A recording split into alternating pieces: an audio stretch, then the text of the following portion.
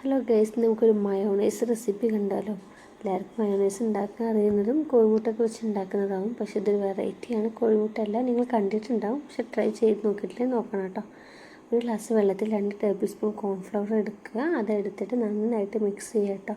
നന്നായി നോർമൽ വെള്ളമാണ്, പച്ചവെള്ളമാണ്. അപ്പം അതിൽ നന്നായി മിക്സ് ചെയ്തിട്ട് എന്താ പറയുക, ഗ്യാസ് ഓണാക്കി ഒരു ചട്ടിയിൽ നമുക്കതൊന്ന് തിളപ്പിക്കാൻ വെക്കാം, വേവിക്കാൻ വെക്കാം. പിന്നെ ഇത് ഏതൊരു പാത്രത്തിലായാലും നമുക്ക് അടി പിടിക്കില്ല കേട്ടോ.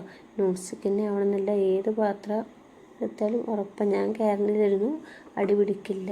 അതങ്ങനെ അവിടെ കൊടുന്ന് കുക്കായിക്കോട്ടെ. അപ്പോൾ അതാവണ നേരം കൊണ്ട് പാലുണ്ടെങ്കിൽ പാലെടുത്താൽ മതി. ഇല്ലയെന്നുണ്ടെങ്കിൽ ഞാൻ ചെയ്യുന്ന പോലെ എന്താ പറയുക, ഒരു ഗ്ലാസ്സിൽ ഒരു ടേബിൾ സ്പൂണോളം, ഒരു ടേബിൾ സ്പൂൺ 1.5 ടേബിൾ സ്പൂണോളം പാൽപ്പൊടി എടുത്തിട്ടുണ്ട്. അതിലേക്ക് ഒരു ഇളം ചൂടുവെള്ളം ഞാൻ ഒരു 1/2 ഗ്ലാസ് ഒഴിച്ചിട്ട് അത് നന്നായിട്ട് മിക്സ് ചെയ്യാം കേട്ടോ. പാലുണ്ടെങ്കിൽ ഈ സ്റ്റെപ്പിനേക്ക് സ്കിപ്പ് ചെയ്തിട്ട് പാലെടുക്കാം കേട്ടോ. അത് നിങ്ങളുടെ അളവിനനുസരിച്ച് കൂട്ടുക കുറക്കുക ചെയ്യുക. നിങ്ങൾ എടുക്കുന്ന ക്വാണ്ടിറ്റിക്ക് അനുസരിച്ചിട്ട് നിങ്ങൾക്ക് പാലിൻ്റെ അളവ് കൂട്ടുക കുറക്കുക ചെയ്യാം കേട്ടോ. അപ്പം ഈ നേരം കൊണ്ട് ഇതിവിടെ കിടന്ന് നന്നായിട്ട് കുക്കാവുന്നുണ്ട്.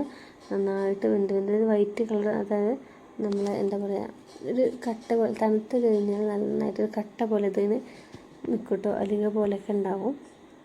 അപ്പോൾ അടി പിടിക്കില്ല. നമ്മൾ ഇളക്കിക്കൊണ്ടിരിക്കണമെന്നൊന്നുമില്ല, അത് അടി പിടിക്കില്ല കേട്ടോ.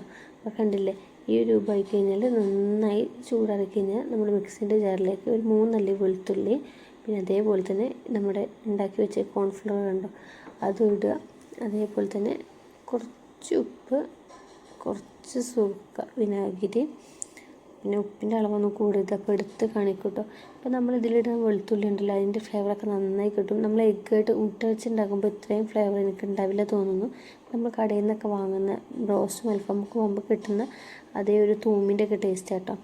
അപ്പോൾ സുർക്ക ഒഴിച്ച് പിന്നെ കുറച്ച് സൺഫ്ലവർ ഓയിൽ ഒഴിച്ചിട്ട് നമുക്കത് മിക്സ് ചെയ്യാം. നമ്മൾ എടുത്ത് വെച്ച പാൽ ഒഴിക്കുക. പിന്നെ ഈ സ്റ്റേജിന് വീണ്ടും റിപ്പീറ്റ് ചെയ്യുക. കട്ടി കൂടുകയാണെങ്കിൽ കുറച്ചും കൂടി പാൽ ഒഴിച്ചാൽ മതി. എന്നിട്ട് ലൂസാക്കി എടുക്കാം കേട്ടോ. നല്ല അടിപൊളി ടേസ്റ്റി ആയിട്ടുള്ള മയോണൈസ് റെഡിയാണ്. അപ്പോൾ നിങ്ങൾ കാണുമ്പോൾ എനിക്ക് എന്താ തോന്നുന്നില്ല, എല്ലാവരും ഉണ്ടാക്കി നോക്കി അഭിപ്രായം പറയുക. വീഡിയോ കണ്ട് ഇഷ്ടപ്പെടുകയാണെങ്കിൽ എൻ്റെ ചാനൽ സബ്സ്ക്രൈബ് ചെയ്യാനും ലൈക്ക് ചെയ്യാനും ഷെയർ ചെയ്യാനും കമൻറ്റ് ചെയ്യാനും മറക്കരുത് കേട്ടോ.